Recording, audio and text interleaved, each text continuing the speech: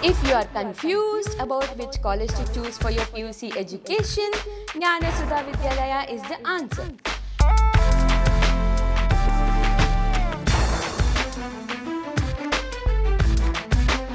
Experienced and knowledgeable lecturers, well-equipped and state-of-the-art laboratories and library, large and well-lit classrooms are but a few features. Along with PU theory coaching, there is medical NEET coaching, integrated NEET and JEE coaching, and engineering IIT JEE coaching.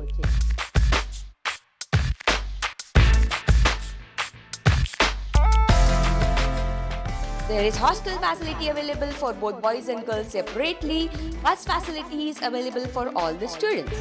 The right of choice is reserved to you. You can choose the stream that you want. So, hurry up, reserve your seats.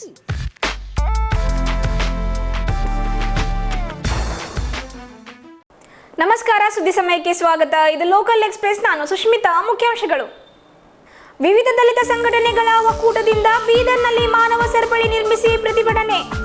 ರೈತರ ಸಾಲ ಮನ್ನಾ ಮಾಡಲು ಆಗ್ರಹಿಸಿ July 16ಕ್ಕೆ ವಿಧಾನಸೌಧಕ್ಕೆ ಮುತ್ತಿಗೆ. BS Yediyurappa.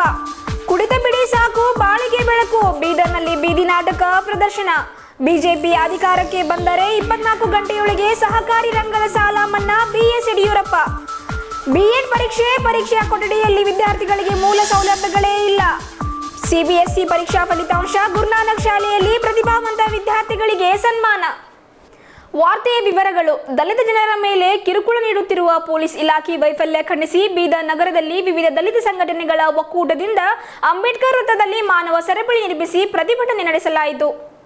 Bidar ಜಿಲ್ಲೆಯಲ್ಲಿ ದಲಿತರ ಮೇಲೆ ಪೊಲೀಸ್ ಇಲಾಖೆಯವರು ನಡೆಸುತ್ತಿರುವ ದೌರ್ಜನ್ಯವನ್ನು ಖಂಡಿಸಿ ವಿವಿಧ ದಲಿತ ಸಂಘಟನೆಗಳ ಒಕ್ಕೂಟದಿಂದ ರಸ್ತೆ ತಡೆ ಚಳವಳಿ ನಡೆಸುವ ಮೂಲಕ ವಿವಿಧ ಬೇಡಿಕೆಗಳು ಈಡೇರಿಸುವಂತೆ ಆಗ್ರಹಿಸಿ ಬೀದರ್ ನಗರದ ಪ್ರವಾಸಿ ಮಂದಿರದಿಂದ ಅಂಬೇಡ್ಕರ್ ವೃತ್ತದವರೆಗೆ ಪ್ರತಿಭಟನಾ ರ್ಯಾಲಿ ನಡೆಸಲಾಯಿತು.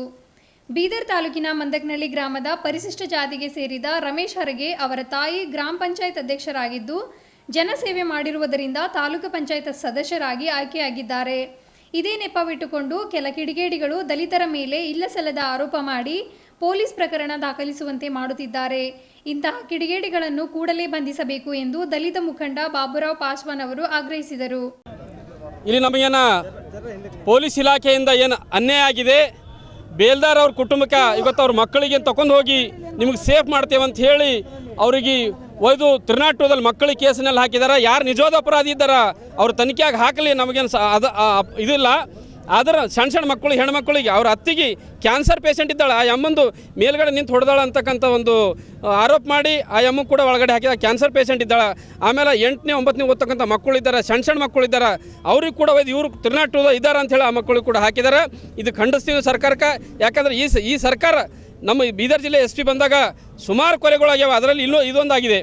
ಆಮೇಲೆ ಹರಿಗೆ ಬುದ್ಧಂದು ಯಾರು ಸಂಚು ರಮೇಶ್ ಹರ್ಗೆ ಅವ್ರದ್ದು ಯಾರು ಸಂಚು ರೂಪಿಸ್ಯಾರ ಅವರು ಹೆಸರು ಕೂಡ ಹೇಳಿದ್ದಾರೆ.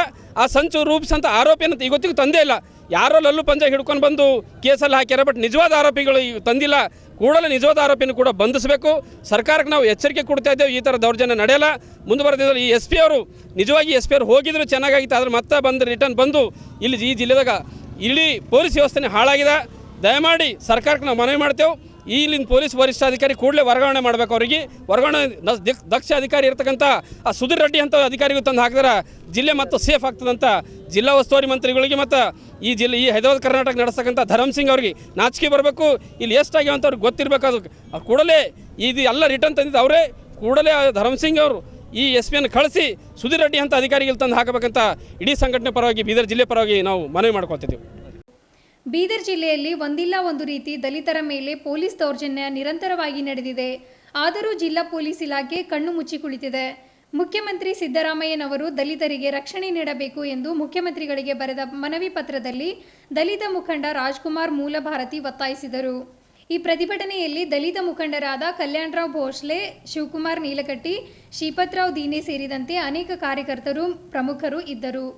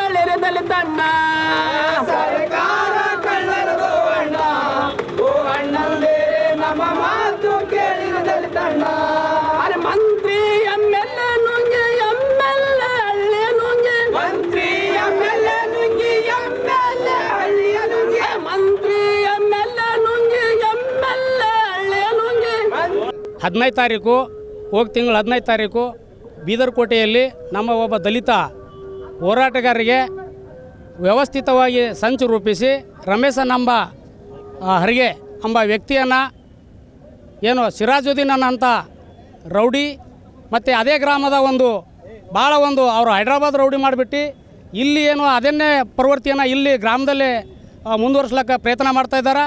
ಇದು ಪೊಲೀಸ್ ಇಲಾಖೆ ಸುಮಾರು ವರ್ಷಗಟ್ಟಲೆ ಗುರುತಿದ್ರು ಕೂಡ ಇವರು ಪೊಲೀಸರು ಒಬ್ಬ ಇಂಥ ಒಂದು ರೌಡಿಗೆ ಬಂಧಿಸದೆ ಇರೋದರಿಂದ ನಮ್ಮ ಒಬ್ಬ ದಲಿತ ಹೋರಾಟಗಾರರಿಗೆ ಕೊಲೆ ಮಾಡೋಂಥ ಒಂದು ವ್ಯವಸ್ಥೆಯನ್ನು ನಮ್ಮ ಪೊಲೀಸ್ ಇಲಾಖೆ ಈ ಘಟನೆಯಲ್ಲಿ ಭಾಳ ನಿಷ್ಕಾಳಜಿಯನ್ನು ವಹಿಸ್ಕೊಂಡಿದೆ. ಇಲ್ಲಿವರೆಗೂ ಏನದಂದ್ರೆ ಮುಖ್ಯ ಅಪರಾಧಿ ಏನಿದ್ದಾನೆ ಸಿರಾಜುದ್ದೀನ್ ಅಂತೇಳಿ ಇಲ್ಲಿವರೆಗೂ ಬಂಧಿಸ್ಲಿಕ್ಕಾಗಿಲ್ಲ. ಅದೇ ರೀತಿಯಾಗಿ 23ನೇ ತಾರೀಕು ಒಂದು ಮದುವೆ ಸಮಾರಂಭದಲ್ಲಿ ಆಕಸ್ಮಿಕವಾಗಿ ಘಟನೆ ಅದು ಏನು ಪ್ರೀ ಪ್ಲ್ಯಾನ್ ಇಲ್ಲ ಏನಿಲ್ಲ. ಆಕಸ್ಮಿಕವಾಗಿ ಘಟನೆಯಲ್ಲಿ ಅನಿಲ್ ಕುಮಾರ್ ಬೆಲ್ದಾರ ಮುಖ್ಯ ಆರೋಪಿ ಅಂಥೇಳಿ ಅನಿಲ್ ಕುಮಾರ್ ಬೆಲ್ದಾರನ್ನು ಮತ್ತು ಅದ್ರ ಜೊತೆ 10 ಜನರನ್ನು ಅರೆಸ್ಟ್ ಮಾಡಿ ಅಲ್ಲದೆ ಅವ್ರ ಮನೆಯಲ್ಲೇ ಹೆಣ್ಮಗಳಿಗೆ ಮತ್ತು ಅವ್ರ ಅತ್ತೆ ಮತ್ತು ಸಣ್ಣ ಮಕ್ಕಳಿಗೆ ಸ್ಟೂಡೆಂಟ್ ಏನು 8, 9ನೇ ಓದಂಥ ವಿದ್ಯಾರ್ಥಿಗಳಿಗೆ ಇವತ್ತು ಗುಲ್ಬರ್ಗ ಏನು ರಿಮಾಂಡ್ ಹೋಮಿಗೆ ಸೇರಿಸಿದ್ದಾರೆ ನಮ್ಮ ಪೊಲೀಸ್ ಇಲಾಖೆದವರು. ಬಹುಶಃ ಇವರು ಇಂಥ ಒಂದು ವರ್ತನೆ ಮಾಡ್ತಾಯಿದ್ದಾರೆ. ನಮ್ಮ ಬೀದರ್ SP ಅವರು ಬಂದಾಗಲಿಂದು ಬೀದರ್ ಜಿಲ್ಲೆಯಲ್ಲಿ ನಿರಂತರವಾಗಿ ಏನದಂದ್ರೆ ಒಂದು ವಾರಕ್ಕೆ ಎಲ್ಲಾದರೂ ಮರ್ಡರ್ ಆಗಿದೆ. ಹಿಂದೆ ನಾವು ಪೊಲೀಸ್ ವರಿಷ್ಠಾಧಿಕಾರಿಗಳು ಸುಮಾರನ್ನು ನೋಡಿದ್ದೇವೆ ನಾವು. ಒಟ್ಟು ಇಂಥ ಅಧಿಕಾರಿ ನಾವು ಎಂದೂ ನೋಡೋಕ್ಕಾಗಿಲ್ಲ ಬೀದರ್ ನಗರದಲ್ಲಿ. ಆದರೂ ಇಂಥ ಒಂದು ಅಧಿಕಾರಿಗೆ ವರ್ಗಾವಣೆ ಆದ್ರೂ ಕೂಡ ಏನದಂದ್ರೆ ನಮ್ಮ ಉಸ್ತುವಾರಿ ಮಂತ್ರಿಗಳು ಮತ್ತು ಇಲ್ಲಿಂದ ಏನು ಧರ್ಮಸಿಂಗ್ ಗುಲ್ಬರ್ಗದಲ್ಲಿ ಕೂತ್ಕೊಂಡು ಕಸಿ ಆಟ ಆಡ್ತಾ ಇದ್ದಾರೆ. ಈ ನಮ್ಮ ಜಿಲ್ಲೆಯಲ್ಲಿ ಹೀಗೆ ಇದೇ ಥರ ನಡೆಯಲಿ, ಪೊಲೀಸ್ ದಬ್ಬಾಳಿಕೆನೇ ನಡೆಯಲ್ಲ ಅಂತ ವ್ಯವಸ್ಥೆಯನ್ನು ಇಲ್ಲಿನ ಅಧಿಕಾರಿಗಳು ಮತ್ತು ಇಲ್ಲಿನ ಸರ್ಕಾರದ ಮಂತ್ರಿಗಳು, ಇಲ್ಲಿನ ಸ್ಥಳೀಯ ಶಾಸಕರು ಕುಮ್ಮುಕ್ಲಿಂದ ಈ ಥರ ದೌರ್ಜನ್ಯಗಳು ನಮ್ಮ ಜನರ ಮೇಲೆ ನಿರಂತರವಾಗಿ ನಡೀತಾ ಇದ್ದಾವೆ. ಮುಖ್ಯಮಂತ್ರಿ ಸಿದ್ದರಾಮಯ್ಯನವರು ರೈತರ ಸಾಲ ಮನ್ನಾ ಮಾಡಲು ಮೀನಾಮೇಷ ಎಣಿಸುತ್ತಿರುವುದು ಸರಿಯಲ್ಲ. ಜುಲೈ 16ರಂದು ಸುಮಾರು 6 ಲಕ್ಷ ಜನರೊಂದಿಗೆ ವಿಧಾನಸೌಧಕ್ಕೆ ಮುತ್ತಿಗೆ ಹಾಕಲಾಗುವುದು ಎಂದು ಬಿಜೆಪಿ ರಾಜ್ಯಾಧ್ಯಕ್ಷ BS ಯಡಿಯೂರಪ್ಪ ಶುಕ್ರವಾರ ಸುದ್ದಿಗೋಷ್ಠಿಯಲ್ಲಿ ಹೇಳಿದರು. 2014-15 ಮತ್ತು 2015-16ನೇ ಸಾಲಿನವರೆಗೆ 4 ಕೋಟಿ ರೂಪಾಯಿಗಳಿಗೂ ಅಧಿಕ ಬೆಳೆ ಪರಿಹಾರ ಕೇಂದ್ರ ಸರ್ಕಾರ ಬಿಡುಗಡೆ ಮಾಡಿದರೂ ಅದನ್ನು ರೈತರಿಗೆ ಬಿಡುಗಡೆ ಮಾಡಲು ರಾಜ್ಯ ಸರ್ಕಾರ ಸಂಪೂರ್ಣ ನಿರ್ಲಕ್ಷ್ಯ ವಹಿಸಿದೆ ಎಂದು BS ಯಡಿಯೂರಪ್ಪನವರು ಹೇಳಿದರು. ರೈತರ ಸಾಲ ಮನ್ನಾ ಮಾಡುವುದು ತೀರಾ ಅಗತ್ಯವಾಗಿದೆ. ಜೂನ್ 30ರೊಳಗಾಗಿ ಸಹಕಾರ ಬ್ಯಾಂಕ್ಗಳ ಸಾಲ ಮನ್ನಾ ಮಾಡುವ ನಿರ್ಣಯ ಕೈಗೊಳ್ಳದಿದ್ದಲ್ಲಿ ಜುಲೈನಲ್ಲಿ ಸರ್ಕಾರದ ವಿರುದ್ಧ ಸಾಲ ಮನ್ನಾ ಮಾಡಿ ಇಲ್ಲವೇ ಅಧಿಕಾರ ಬಿಟ್ಟು ತೊಲಗಿ ಎಂಬ ಘೋಷಣೆಯಡಿ ಹೋರಾಟ ಮಾಡಲಾಗುವುದು ಎಂದು BS ಯಡಿಯೂರಪ್ಪನವರು ಹೇಳಿದರು. ಪತ್ರಿಕಾಗೋಷ್ಠಿಯಲ್ಲಿ ಸಂಸದ್ ಭಗವಂತ್ ಖೂಬಾ, ಬಿಜೆಪಿ ರಾಜ್ಯ ಪ್ರಧಾನ ಕಾರ್ಯದರ್ಶಿ ರವಿಕುಮಾರ್, ಪಕ್ಷದ ಜಿಲ್ಲಾಧ್ಯಕ್ಷ ಡಾಕ್ಟರ್ ಶೈಲೇಂದ್ರ ಬೆಲ್ದಾಳೆ, ಪ್ರಧಾನ ಕಾರ್ಯದರ್ಶಿ ಈಶ್ವರ್ ಸಿಂಗ್ ಠಾಕೂರ್ ಹಾಗೂ ಇತರರು ಇದ್ದರು. 2013-14ನೇ ಸಾಲಿನಿಂದ 16-17ರವರೆಗೆ ಕೇಂದ್ರ ಸರ್ಕಾರ 4,555 ಕೋಟಿ ಹಣವನ್ನು ಬಿಡುಗಡೆ ಮಾಡಿದೆ.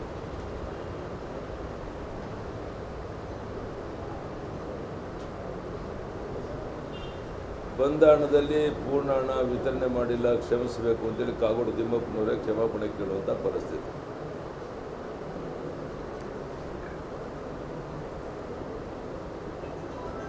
ಭಾಳ ದೊಡ್ಡ ಕೊಡುಗೆ ಈ ಸರ್ಕಾರದ ಅಂದರೆ ಪ್ರಧಾನಮಂತ್ರಿ ಸುರಕ್ಷಾ ವಿಮಾ ಫಸಲ್ ಯೋಜನೆ.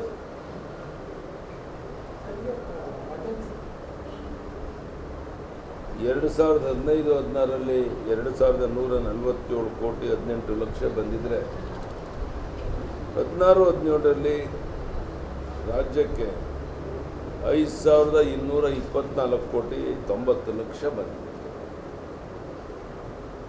ಕರ್ನಾಟಕ ರಾಜ್ಯ ಮದ್ಯಪಾನ ಸಂಯಮ ಮಂಡಳಿ ವತಿಯಿಂದ ಕುಡಿತ ಸಾಕು ಬದುಕಬೇಕು ಎಂಬ ಬೀದಿ ನಾಟಕ ಬೀದರ್ ನಗರದ ಕೇಂದ್ರ ಬಸ್ ನಿಲ್ದಾಣದಲ್ಲಿ ಪ್ರದರ್ಶನ ಮಾಡಲಾಯಿತು. ಕುಡಿತ ಸಾಕು ಬದುಕಬೇಕು ಎಂಬ ಬೀದಿ ನಾಟಕ ಪ್ರದರ್ಶನ ಕಾರ್ಯಕ್ರಮದಲ್ಲಿ ಮದ್ಯಪಾನ ಸಂಯಮ ಮಂಡಳಿ ಸದಸ್ಯರಾದ ಶಾಂತಲಿಂಗ್ ಸಾವಳಗಿ, ಭದ್ರಪ್ಪ, ರೋಹಿದಾಸ್ ಘೋಡೆ ಮುಂತಾದವರು ಮುಖ್ಯ ಅತಿಥಿಗಳಾಗಿದ್ದರು. ಡಾಕ್ಟರ್ BR ಅಂಬೇಡ್ಕರ್ ಯುವಜನ ಮತ್ತು ಗ್ರಾಮೀಣಾಭಿವೃದ್ಧಿ ಸಂಸ್ಥೆಯ ಅಧ್ಯಕ್ಷ ಕೆ ರಾಜಶೇಖರ್, ಕಲಾವಿದರಾದ ಪ್ರಹ್ಲಾದ್, ಮಂಜುನಾಥ್, ಪ್ರಕಾಶ್, ಗೀತಾ, ಜಿತೇಂದ್ರ, ಜ್ಯೋತಿ, ಇಲಿರಾಯ ಮುಂತಾದ ಕಲಾವಿದರು ಪ್ರದರ್ಶನ ಮಾಡಿದ ಬೀದಿ ನಾಟಕ ಜನಮನ ಸೆಳೆಯಿತು.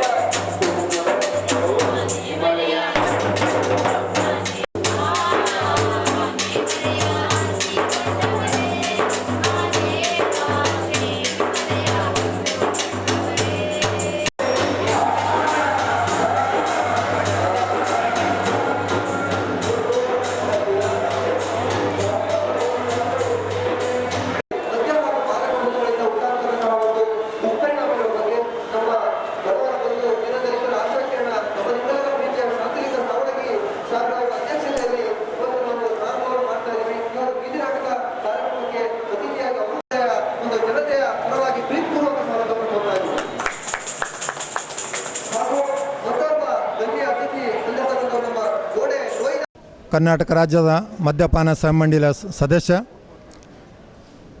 ಮಾನ್ಯ ಮುಖ್ಯಮಂತ್ರಿಯವರು ಸಿದ್ದರಾಮಯ್ಯ ಅವರು ಏನಾರ ಮಾಡಿದಾರ. ಇವಾಗಿನ ಜನ ಏನದ ಗುಟ್ಕಾ ತಂಬಾಕು ಸೇವನೆ ಮಾಡಿದ ಜೀವನ ಹಾಳು ಮಾಡ್ಕೊತಿದ್ರ. ಎಲ್ಲ ಸಂಸಾರ ಹಾಳಾಗದಿಂದ ಇದನ್ನು ಬಿಡಬೇಕಂದು ನಮ್ದು ಏನದ ಒಂದೇನೋ ನಾವೇನೋ ಒಂದು ಪ್ರೋಗ್ರಾಮ್ ತೊಗೊಂಡಿದ್ದೆವು. ವಿಲೇಜ್ ಲೆವೆಲು, ಊರು ಲೆವೆಲು, ಶಾಲೆ ಲೆವೆಲು ಹುಡುಗರು ಎಲ್ಲ ಹಾಳಾಗ್ತಿದ್ದಾರೆ. ಗುಟ್ಕಾದಿಂದ ಅಂದರೆ ತಂಬಾಕದಿಂದ ಅಂದಿರಿ, ಸರಾಯದಿಂದ ಅಂದಿರಿ, ಅಸಲ ಬದುಕು ಹಾಳಾಯ್ತದೆ. ಇದು ಕುಡಿಬೇಡದು, ಜೀವನ ಚೆನ್ನಾಗಿ ಮಾಡಬೇಕು, ಓದಬೇಕು ಮಾಡಬೇಕು ಅಂತ ನಾವೇನದ ನಮ್ಮ ಏನು ಮೇನು ಉದ್ದೇಶ ಅಂತೇಳಿ. ಸನ್ಮಾನ್ಯ ಶ್ರೀ ಸಿದ್ದರಾಮಯ್ಯ ಮುಖ್ಯಮಂತ್ರಿಗಳು ನಮ್ಮ ಕರ್ನಾಟಕದ ಒಂದು ನಂಬರ್ 1 ಮುಖ್ಯಮಂತ್ರಿ ಅಂತ ಹೇಳಿದ್ರು ತಪ್ಪಾಗಲಿಕ್ಕಿಲ್ಲ. ಆ ವ್ಯಕ್ತಿ ಇವತ್ತು ಕರ್ನಾಟಕ ರಾಜ್ಯದಲ್ಲಿ ಕುಡಿತದಿಂದ ತಂಬಾಕು ತಿಂದು ಎಷ್ಟು ಜನ ಹಾಳಾಗಿ ಸಂಸಾರ ಹಾಳು ಮಾಡ್ತಕ್ಕಂಥ ಸಮಸ್ಯೆ ಇವತ್ತು ಎದುರಿಸ್ತದೆ. ಅಂಥ ಸಂದರ್ಭದಲ್ಲಿ ಮುಖ್ಯಮಂತ್ರಿಯವರು ಈ ಒಂದು ಕರ್ನಾಟಕ ರಾಜ್ಯ ಮಧ್ಯ ಸಂಯುಕ್ತ ಸಭೆಯನ್ನು ಖರ್ಚು ಮಾಡಿ ಪ್ರತಿಯೊಂದು ಜಿಲ್ಲೆಗಳಿಗೆ ಎಲ್ಲ ಮಂದಿಗೆ ಅವೇರ್ನೆಸ್ ಮಾಡಬೇಕು. ಕುಡಿತನದಿಂದ ಹಾಳಾಗ್ತಾ ಇದೆ ಮತ್ತು ಕುಡಿತದಿಂದ ಹಾಳಾಗ್ತದೆ ಅಂತ ತಿಳ್ಕೊಂಡು ಪ್ರತಿಯೊಂದು ಜಿಲ್ಲೆಯಲ್ಲಿ ಇದು ಕಾರ್ಯಕ್ರಮ ಕೈಗೊಂಡಿದ್ದಾರೆ. ಇವತ್ತು ಮೊಟ್ಟ ಮೊದಲಿಗೆ ನಮ್ಮ ಬೀದರ್ ಜಿಲ್ಲೆಗೆ ಬಂದಿದ್ದಾರೆ. ಈ ಒಂದು ಜಿಲ್ಲೆಯಲ್ಲಿ ಶಾಲಾ ಶಿಕ್ಷಣ ಸಂಸ್ಥೆಯಲ್ಲಿ, ಬಸ್ ಸ್ಟ್ಯಾಂಡಲ್ಲಿ ಬರ್ತಕ್ಕಂಥ ಜನಗಳಿಗೆಲ್ಲ ಅವೇರ್ನೆಸ್ ಮಾಡಬೇಕು. ಕುಡಿತದಿಂದ ಹಾಳಾಗ್ತದೆ ಅಂತ ತಿಳ್ಕೊಂಡು ಖರ್ಚು ಮಾಡಿ, ಸರ್ಕಾರ ಖರ್ಚು ಮಾಡಿ ಇವತ್ತು ಅವೇರ್ನೆಸ್ ಬಂದು ಕುಡಿಯೋದು ತಿನ್ನೋದು ಬಿಟ್ಟುಬಿಟ್ಟು ಒಳ್ಳೆ ಜೀವನ ನಡೆಸಬೇಕಂತ ಹೇಳಿ ನಮ್ಮ ಸನ್ಮಾನ್ಯ ಮುಖ್ಯಮಂತ್ರಿಗಳು ಮಾಡಿದ್ದಾರೆ. ಅದಕ್ಕೆ ಭಾಳ ಅವ್ರ ಸಂತೋಷವನ್ನು ಅರ್ಪಿಸ್ತೇನೆ. ಇದೀಗ ಸುದ್ದಿ ಸಮಯದಲ್ಲಿ ಚಿಕ್ಕದೊಂದು break. If you are confused about which college to choose for your PUC education, Jnana Sudha Vidyalaya is the answer.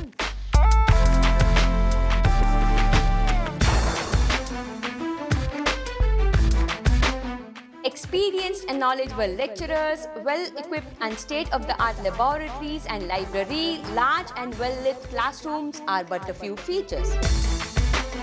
Along with pure theory coaching, there is medical NEET coaching, integrated NEET and JEE coaching, and engineering IIT JEE coaching.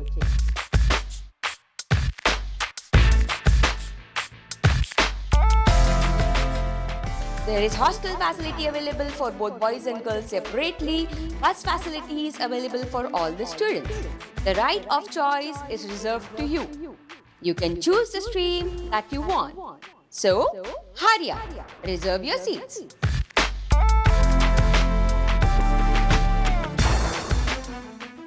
ಬ್ರೇಕ್ನ ನಂತರ ಸುದ್ದಿ ಸಮಯಕ್ಕೆ ಮತ್ತೊಮ್ಮೆ ಸ್ವಾಗತ. ಜನಸಂಪರ್ಕ ಅಭಿಯಾನ ನಿಮಿತ್ತ ಶುಕ್ರವಾರ ಬೀದರ್ ನಗರದ ಬೆಲ್ದಾಳೆ ಫಂಕ್ಷನ್ ಹಾಲ್ನಲ್ಲಿ ಬಿಜೆಪಿ ಕಾರ್ಯಕರ್ತ ಸಭೆಯಲ್ಲಿ ಮಾಜಿ ಮುಖ್ಯಮಂತ್ರಿ ಹಾಗೂ ಬಿಜೆಪಿ ರಾಜ್ಯಾಧ್ಯಕ್ಷ ಬಿಎಸ್ ಯಡಿಯೂರಪ್ಪನವರು ಕಾಂಗ್ರೆಸ್ ಸರ್ಕಾರ ವಿರುದ್ಧ ವಾಗ್ದಾಳಿ ನಡೆಸಿದರು.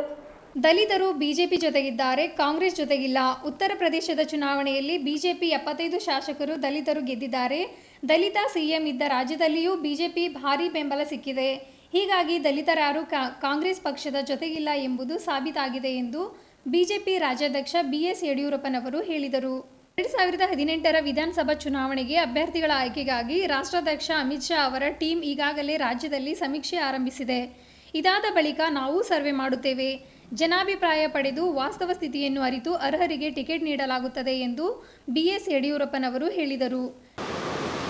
ಕೇಂದ್ರ ಸರ್ಕಾರದ ಸಾಧನೆಯನ್ನ ಮನೆ ಮನೆಗೆ ಮುಟ್ಟಿಸಬೇಕು ಕಾರ್ಯಕರ್ತರ ಮೂಲಕ ಅಂತ ಹೇಳಿ ಬಹಳ ದೊಡ್ಡ ಪ್ರಮಾಣದ ಕಾರ್ಯಕ್ರಮ ರೂಪಿಸಿದ್ದಾರೆ. ಕರ್ನಾಟಕ ರಾಜ್ಯಕ್ಕೂ 40-50 ಕಡೆ ಕೇಂದ್ರದ ಸಚಿವರು ಮುಖಂಡರು ಬರ್ತಾ ಇದ್ದಾರೆ. ನಾವು ನೆನಪಿರ್ಬೋದು, ಅಟಲ್ ಬಿಹಾರಿ ವಾಜಪೇಯಿ ಅವರು ಪ್ರಧಾನಿಯಾಗಿ ಅಧಿಕಾರ ಕಳ್ಕೊಂಡಾಗ ಬೆಂಗಳೂರು ಬಂದಾಗ ಒಂದು ಮಾತನ್ನು ಹೇಳಿದ್ರು. ನಾವೆಲ್ಲ ಬಂದಾಗ ನಾನು ಒಳ್ಳೆ ಕೆಲಸ ಮಾಡಿದ್ದೆ,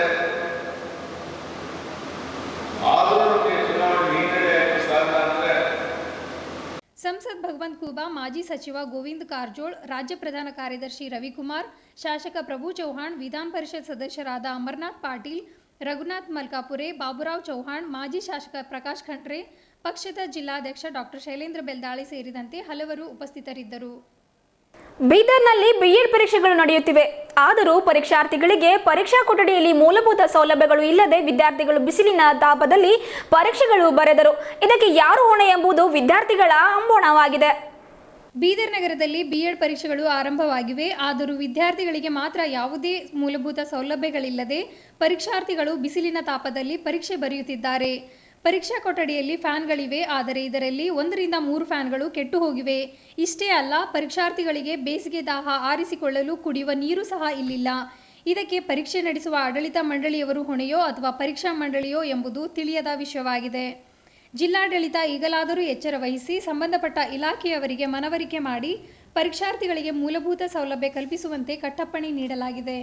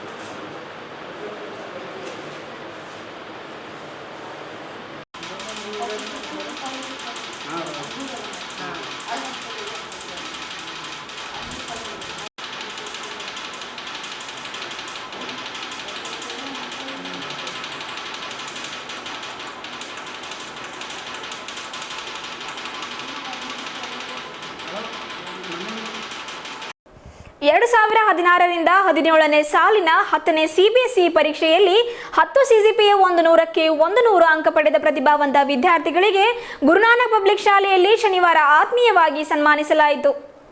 ಶನಿವಾರ ಗುರುನಾನಕ್ ಶಾಲೆಯಲ್ಲಿ ಹಮ್ಮಿಕೊಂಡಿದ್ದ ಅಖಂಡ ಪಾಠ ಸಮಾರೋಪ ಸಮಾರಂಭದಲ್ಲಿ ಗುರುನಾನಕ್ ಪದವಿ ಪೂರ್ವ ಕಾಲೇಜಿನ ಪರೀಕ್ಷೆಯಲ್ಲಿ ಅಗ್ರಶ್ರೇಣಿ ಪಡೆದ ವಿದ್ಯಾರ್ಥಿಗಳಿಗೆ ಕಾಲೇಜ್ ಆಡಳಿತ ಮಂಡಳಿಯಿಂದ ಪದಕ ನೀಡಿ ಶಾಲು ಹೊದಿಸಿ ಸನ್ಮಾನಿಸಲಾಯಿತು. ಪ್ರತಿಭೆ ವಂಶಾವಳಿಯಿಂದ ಬರುವುದಿಲ್ಲ, ಕಷ್ಟಪಟ್ಟವರಿಗೆ ಅಸಾಧ್ಯವಾದುದು ಯಾವುದೂ ಇಲ್ಲ, ಮಕ್ಕಳು ಕಷ್ಟಪಟ್ಟು ಓದಿ ಮುಂದೆ ಸಾಗಬೇಕು ಎಂದು ಸರ್ದಾರ್ ಬಲ್ಬೀರ್ ಸಿಂಗ್ ಅವರು ವಿದ್ಯಾರ್ಥಿಗಳಿಗೆ ಕರೆ ಕೊಟ್ಟರು. ಪ್ರತಿ ವರ್ಷದಂತೆ ಈ ವರ್ಷವೂ 100ಕ್ಕೆ 100% ಫಲಿತಾಂಶ ಬಂದಿದ್ದು ಹೆಮ್ಮೆಯ ವಿಷಯವಾಗಿದೆ ಎಂದು ಆಡಳಿತ ಮಂಡಳಿ ಉಪಾಧ್ಯಕ್ಷೆ ರೇಷ್ಮಾ ಕೌರ್ ಅವರು ಹೇಳಿದರು. हर साल की तरह हम हमारा न्यू एकेडमिक सेशन अखंड पाठ की समाप्ति के साथ शुरू करते हैं और इस साल भी हम अखंड पाठ की समाप्ति आज हमने किया है और हमारे जितने डिस्टिंक्शन स्टूडेंट्स हैं, टॉपर्स हैं गुरु नानक PU कॉलेज के, उनको आज हमने सम्मान किया. हमारे 19 स्टूडेंट्स को डिस्टिंक्शन मिला है और कॉमर्स स्ट्रीम में एक बच्चे को डिस्टिंक्शन मिला है और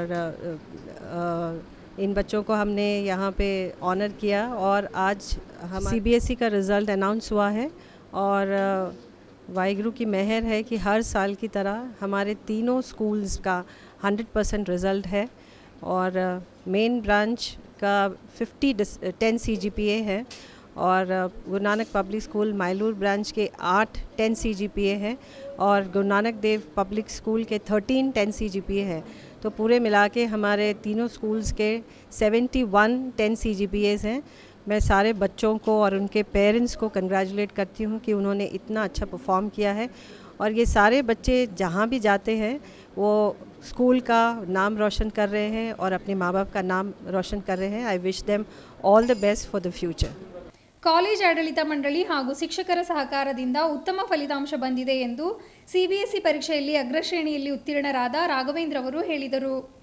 ಕಾರ್ಯಕ್ರಮದಲ್ಲಿ ವಿದ್ಯಾರ್ಥಿಗಳ ಪಾಲಕರು, ಆಡಳಿತ ಮಂಡಳಿ ಸದಸ್ಯರಾದ ಸರ್ದಾರ್ ಜೋಹರ್ ಸಿಂಗ್, GND ಕಾಲೇಜಿನ ಆಡಳಿತಾಧಿಕಾರಿ ಜಗದಾರ್ ಸಿಂಗ್, ಶಾಲೆಯ ಪ್ರಿನ್ಸಿಪಲ್ ಪವನ ಪ್ರಿಯಾ, PU ಕಾಲೇಜಿನ ಪ್ರಿನ್ಸಿಪಲ್ ಹೇಮಾ ಸುಲ್ತಾನ್ಪುರೆ, ಮುಖ್ಯ ಗುರುಗಳಾದ ಆರಿಫ್ ಆದಿ ಸೇರಿದಂತೆ ಸಿಬ್ಬಂದಿ ವರ್ಗದವರು ಪಾಲ್ಗೊಂಡಿದ್ದರು. ತಂದೆ ಗಣಪತಿ.